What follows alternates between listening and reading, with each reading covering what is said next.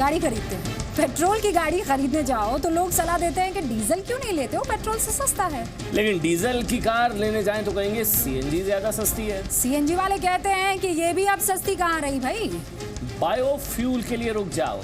तो देश का बायोफ्यूल टाइम आज से शुरू हो गया है। देश में पहली बार कोई विमान बायोफ्यूल से उड़ा।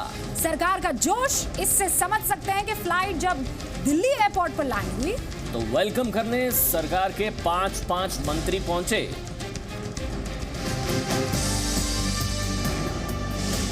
सरकार के 5 मंत्री आपने तब भी दिल्ली एयरपोर्ट पर नहीं देखे होंगे जब पुतिन या ओबामा जैसे वीवीआईपी आए थे।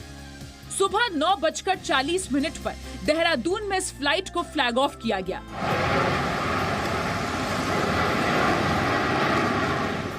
और 45 मिनट में दिल्ली इंटरनेशनल एयरपोर्ट के टर्मिनल 2 पर इसके लैंड करते ही देश में बायोफ्यूल क्रांति का नया दौर शुरू हो गया। देश में पहली बार कोई विमान बायोफ्यूल से उड़ा।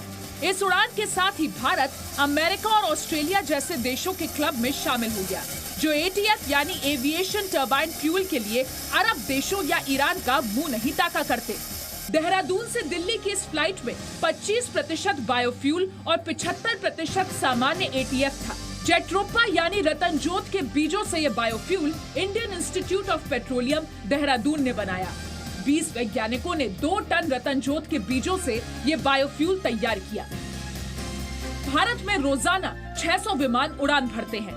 एविएशन इंडस्ट्री का फ्यूल बजट सालाना 30,000 करोड़ रुपए है। बायोफ्यूल 3 झंझटों का तोड़ निकालेगा। पहला, बाहर से महंगा तेल कम खरीदना पड़ेगा। दूसरा, मेड इन इंडिया बायोफ्यूल से ट्रांसपोर्ट सस्ता होगा। और तीसरा, प्रदूषण तो कम होगा ही। बायोफ्यूल से विमानों की ऑपरेटिंग लागत 17% से 20% तक घटेगी। ऑपरेटिंग लागत घटने से फ्लाइट के टिकट भी सस्ते होंगे। हवा में कार्बन डाइऑक्साइड का उत्सर्जन 4000 टन घटेगा।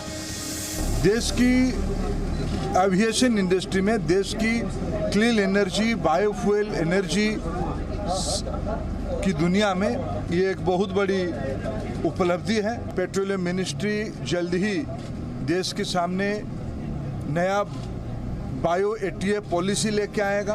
देश का एविएशन सेक्टर 20% की रफ्तार से बढ़ रहा है।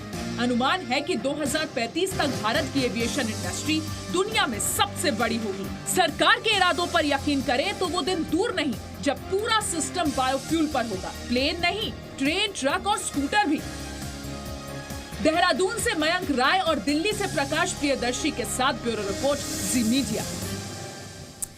हमारी और सरकार की जेब से एक मोटी रकम रोजाना पेट्रोल डीजल के जरिए धुएं में उड़ जाती है। पेट्रोल के दामों पर सियासत परेशान करती है, सवाल। इसीलिए सरकार का पूरा जोर बायोफ्यूल और बायोगैस पर है। 2016-17 में भारत का तेल आयात खर्च जो है वो 4.7 लाख करोड़ रुपए था। इस साल भारत का तेल आयात बढ़कर कितना हो गया? 5.65 लाख करोड़ रुपए। सऊदी अरब, ईरान और इराक भारत को सबसे ज्यादा ऑयल एक्सपोर्ट करता है। भारत कच्चे तेल का सबसे बड़ा आयात सऊदी अरब से करता है। भारत अब सबसे ज्यादा तेल इराक से, फिर उसके बाद ईरान से खरीद रहा है। भारत के बायोफ्यूल प्लान 2018 में 4 साल में इथेनॉल उत्पादन 3 गुना बढ़ने का टारगेट रखा है। 3 गुना इथेनॉल उत्पादन से देश को करीब 12,000 करोड़ रुपए की सालाना बचत होगी। हर साल इतना 12,000 करोड़ बचेगा।